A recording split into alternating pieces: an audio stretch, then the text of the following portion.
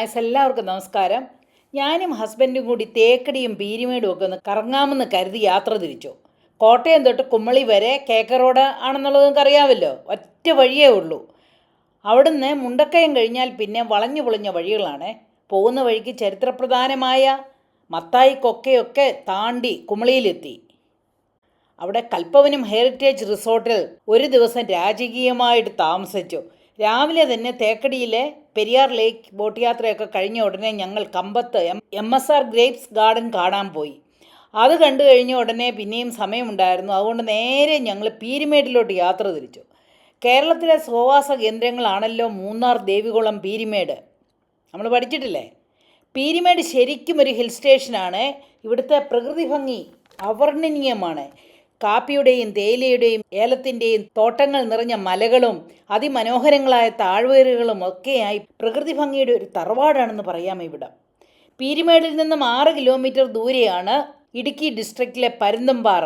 പരുന്തുംപാറയിലേക്ക് വരാൻ സാമാന്യം നല്ല വഴിയുണ്ട്. പരുന്തുംപാറ അടുക്കുമ്പോഴേക്കും പീരിമേട് ഗ്രാമപഞ്ചായത്തിൻ്റെ ഒരു ടോൾ ഗേറ്റ് ഉണ്ട്. 20 രൂപയാണ് ഫീസ്. അത് കഴിഞ്ഞാൽ ഉടൻ തന്നെ പരുന്തുംപാറ വ്യൂ പോയിൻ്റ് ആണ്. ശരിക്കും ഇങ്ങോട്ട് കയറി വരുമ്പം തന്നെ കേട്ടോ ഒരു അപാര കാഴ്ച തന്നെയാണ്. ശരിക്കും ഇവിടെ കാർ പാർക്കിങ്ങിനൊക്കെ ധാരാളം സ്ഥലമുണ്ട്. കാറുകളെല്ലാം നിരനിരയായിട്ടങ്ങ് കിടക്കുകയാണ്. കാറിൽ നിന്നിറങ്ങിയപ്പോൾ കണ്ണ് തള്ളിപ്പോയെന്ന് പറഞ്ഞാൽ ഒരു അതിശയോക്തിയുമില്ല. അഗാധ ഗർത്തങ്ങൾ തന്നെ. പരുന്തുംപാറയുടെ ഇങ്ങേയറ്റത്ത് ഫെൻസിംഗ് ഒന്നുമില്ല. അതുകൊണ്ട് അങ്ങോട്ട് നോക്കുമ്പോൾ ശരിക്കും ഭയം തോന്നിയിരുന്നു. ഈ പരുന്തുംപാറ സമുദ്രനിരപ്പിൽ നിന്ന് 4700 അടി ഉയരത്തിലാണ് സ്ഥിതി ചെയ്യുന്നത്. അതുകൊണ്ട് മഴയും തണുപ്പും ഒക്കെ ഉള്ള സമയത്താണ് നമ്മൾ വരുന്നതെങ്കിൽ കോടമഞ്ഞിനെ നമുക്ക് ശരിക്കും പിടിക്കാം. ഈ സ്ഥലത്തിന് പരുന്തുംപാറ എന്ന് പേര് കിട്ടാൻ 3 കാരണങ്ങളാണ് പറയുന്നത്. ഒന്നാമതായിട്ട് ഈ വിശാലമായ മലകളുടെയും താഴ്വരകളുടെയും ഏരിയൽ വ്യൂ നോക്കിയാൽ ഒരു പരുന്ത് പറന്നിറങ്ങുന്നത് പോലെ തോന്നുമെന്നാണ് പറയുന്നത്. രണ്ടാമതായി ഇവിടെ എപ്പോഴും ഭയങ്കര കാറ്റാണ്. അതുകൊണ്ട് ഇതിന് മുകളിലൂടെ പരുന്തിന് പോലും പറക്കാൻ സാധിക്കുന്നില്ല എന്നതിനാൽ ആളുകൾ പരുന്തുംപാറ എന്ന് ഈ സ്ഥലത്തിനെ വിളിക്കാൻ തുടങ്ങി. മൂന്നാമത്തെ വേർഷൻ എന്താണെന്ന് വെച്ചാൽ ഈ വ്യൂ പോയിന്റിൽ നിന്ന് ഒരു പരുന്തിൻ്റെ കണ്ണുകളിലൂടെ നോക്കിയാൽ കാണുന്ന മനോഹരിത നമ്മൾക്ക് ഇവിടെ നിന്നാൽ കാണാമെന്നുള്ളതാണ്. എങ്ങനെ പറഞ്ഞെന്ന് പറഞ്ഞാലും ഈ പരുന്തുംപാറയ്ക്ക് ഒരു അപാര ഭംഗി തന്നെയാണ്. അതുപോലെ തന്നെ ഈ ഫെൻസിങ് കണ്ടോ? ഇവിടെ സൂയിസൈഡ് പോയിന്റ് ആണെന്നാണ് അറിയപ്പെട്ടിരുന്നത്. ഒരുപാട് ആളുകൾ ഇവിടെ നിന്നും താഴേക്ക് വീണ് മരിച്ചിട്ടുള്ളതിനാൽ ഇപ്പോൾ ഈ വ്യൂ പോയിന്റിന് 1.5 കിലോമീറ്ററോളം ഫെൻസിങ് ഇട്ടിട്ടുണ്ട്. നല്ല സ്ട്രോങ് ആയിട്ടുള്ള ഫെൻസിങ് ആണ്. അതുപോലെ തന്നെ അത്രയും ദൂരം വീതിയുള്ള വാക്ക് വേയുമുണ്ട്. ഇവിടെ ദിവസവും ധാരാളം ആൾക്കാർ വരുന്നുണ്ട് ഈ വ്യൂ പോയിന്റിൽ നിന്നിട്ട് ഈ പരുന്തുംപാറ മുഴുവനും ഒന്ന് കാണാനായിട്ട്. ഇവിടെ നിന്ന് നോക്കിയാൽ റൈറ്റ് സൈഡിൽ കൂറ്റൻ മലകളും അഗാധ ഗർത്തങ്ങളുമാണ്. നട്ടുച്ചയായിട്ട് പോലും നല്ല സുഖമായ ക്ലൈമറ്റാണ്. അതുപോലെ തന്നെ ഇവിടുത്തെ ഈ അഗാധ ഗർത്തത്തിനും പാറകൾക്കും മാത്രമല്ല ഭംഗി. ദേ നോക്കിക്കേ, ഈ നീലാകാശത്തിൻ്റെ ഭംഗി കണ്ടോ?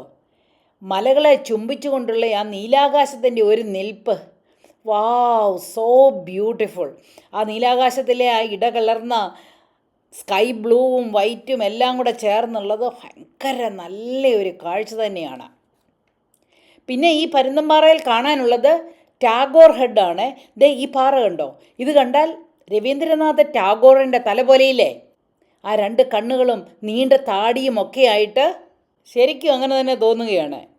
ഇത് കണ്ടിട്ട് നിങ്ങൾക്ക് അങ്ങനെ തോന്നിയോ? എനിക്ക് ശരിക്കും തോന്നി കേട്ടോ. പിന്നെ ഈ മകരജ്യോതിക്കൊക്കെ ഇവിടെ നിന്ന് നോക്കിയാൽ ശബരിമല കാണാമെന്നുമാണ് പറയുന്നത്. അങ്ങ് ദൂരെയായിട്ട് ശബരിമല കാണാമെന്നാണ് പറയുന്നത്. ഈ കുന്നിൻ മുകളിൽ നിൽക്കുമ്പോൾ ശരിക്കും നല്ല തണുത്ത കാറ്റടിച്ചുകൊണ്ടേയിരുന്നു കേട്ടോ. ഞാൻ എൻ്റെ ഷോളൊക്കെ ഒന്ന് വിരിച്ചൊന്ന് നോക്കി അതിനെ കാറ്റടിക്കുന്നത് എന്തുമാത്രം ഉണ്ടെന്ന് അറിയാനായിട്ട്. അതുപോലെ തന്നെ ഇവിടെ നല്ല ഹിൽ ടോപ്പാണ്. അതുകൊണ്ട് ഇടയ്ക്കിടയ്ക്ക് ഗസീബോസ് ഉണ്ട്. അവിടെയൊക്കെ ആളുകൾക്ക് വിശ്രമിക്കാൻ പറ്റും. സപ്പോസ് ഇവിടെ എപ്പോഴാണ് മഴ പെയ്യുന്നതെന്നൊന്നും അറിയാൻ പറ്റത്തില്ല. കോടമഞ്ഞ് വന്നാൽ നമുക്ക് ഒട്ടും നടന്ന് നീങ്ങാൻ കൂടെ അറിയത്തില്ല. ഇന്നിപ്പോൾ നല്ല ചൂടുള്ള സമയമായതുകൊണ്ട് കോടമഞ്ഞൊന്നും ഞങ്ങൾ കണ്ടില്ല. അതുകൊണ്ട് ഇങ്ങനെ ഗസീബോസ് കെട്ടിയിട്ടിരിക്കുന്നതുകൊണ്ട് ആളുകൾക്ക് ഈ ചൂടുകാലാണേലും അല്ലെങ്കിൽ മഴയത്താണേലും ഇരുന്ന് വിശ്രമിക്കാനായിട്ട് നല്ലതായിട്ട് കഴിയും. പരുന്തുംപാറയുടെ ഒരു സൈഡിൽ ശരിക്കും കണ്ണെത്താത്തിടത്തോളം താഴ്ചയിലുള്ള കൊക്കയും വൻവൃക്ഷങ്ങളുമാണെങ്കിൽ മറ്റേ സൈഡിൽ അതിമനോഹരങ്ങളായ മൊട്ടക്കുന്നുകളാണ്. ഈ മൊട്ടക്കുന്നുകൾ പോലും കാണാൻ എന്ത് ഭംഗിയാണെന്ന് നോക്കിക്കേ. ഇവിടെ നിന്ന് നോക്കിയാൽ അങ്ങ് കുമ്മളി ടൗൺ വരെ കാണാൻ സാധിക്കും. അങ്ങനെ ഞങ്ങൾ കുറേ നേരം അവിടെ നിന്ന് ഈ ഭംഗിയെല്ലാം ആസ്വദിച്ചു. അതിനുശേഷം ഞങ്ങൾ പോയത് പാഞ്ചാലിമേട്ടിലേക്കാണ്. ഇതും ഇടുക്കി ജില്ലയിലെ ഒരു ഹിൽ സ്റ്റേഷനാണ്. ഇവിടെ നിന്നും പാഞ്ചാലിമേട്ടിന് ഏകദേശം ഒരു 6 കിലോമീറ്റർ ദൂരമേ ഉണ്ടായിരുന്നുള്ളൂ. എനിവേ ഇങ്ങോട്ടുള്ള വഴിയെല്ലാം ഒരുപാട് നല്ലതാണ്. പാണ്ഡവന്മാരും പാഞ്ചാലിയും കുറച്ചു നാൾ ഇവിടെ ഒളിച്ചു പാർത്തിരുന്നു എന്നാണ് ഐതിഹ്യം. പാഞ്ചാലിമേട് കുട്ടിക്കാനത്തിനടുത്താണ്. ഇതും KK റോഡിനോട് അടുത്ത് തന്നെയാണ്. ഇവിടുത്തെ ഒരു പ്രത്യേകത എന്താണെന്ന് വെച്ചാൽ ക്രിസ്ത്യൻസിൻ്റെ ക്രോസും ഹിന്ദുസിൻ്റെ ടെമ്പിളും ഒക്കെ ഒരുമിച്ച് കാണാം. അത് ശരിക്കും ഒരു ഡിഫറെൻ്റ് ആയിട്ടുള്ള ഒരു വ്യൂ ആണ്. ഇതുവഴിയെ ഗേറ്റ് കടന്ന് അകത്തേക്ക് പോയാൽ അവിടെ പാഞ്ചാലി കുളിച്ച കുളവും പാണ്ഡവ ഗുഹയും ഒക്കെ കാണാം. ഇവിടെ കയറാനായിട്ട് ടിക്കറ്റ് എടുക്കണം. ഞാൻ കാറ് ദൂരെ പാർക്ക് ചെയ്തിട്ട് ഇതിലൂടെ നടന്നിങ്ങ് വന്നു കഴിഞ്ഞു. അതുകൊണ്ട് പേഴ്സ് എടുത്തില്ല. അതുകൊണ്ട് എൻ്റെ കയ്യിൽ കാശില്ലായിരുന്നതുകൊണ്ട് ഞാൻ ടിക്കറ്റ് എടുത്തില്ല. അതുകൊണ്ട് ഞാൻ തിരിച്ചിങ്ങ് പോന്നു. എന്നതാണെങ്കിലും ഇവിടെയാണെങ്കിലും കാണാനുള്ളതാണ് കേട്ടോ. നല്ല വ്യൂ പോയിൻ്റ് തന്നെയാണ്. ഇവിടെ ഞങ്ങളിപ്പം വന്നപ്പോൾ പാഞ്ചാലിമേട്ടിലും പരുന്തുംപാറയിലും എല്ലാം നിറയെ ആളുകളായിരുന്നു. എനിവേ ഞങ്ങളുടെ 2 ദിവസത്തെ ഗെറ്റവേ ഒരുപാട് സന്തോഷവും ഉന്മേഷവും നൽകി. ശരിക്കും എനർജറ്റൈസ് ആയിട്ടാണ് തിരിച്ചു വന്നത്. നമ്മുടെ കേരളത്തിൽ എന്തുമാത്രം സ്ഥലങ്ങളുണ്ട് കാണാൻ. സമയം പോലെ ഇടയ്ക്കിടയ്ക്ക് വല്ലയിടത്തുമൊക്കെ പോകണം.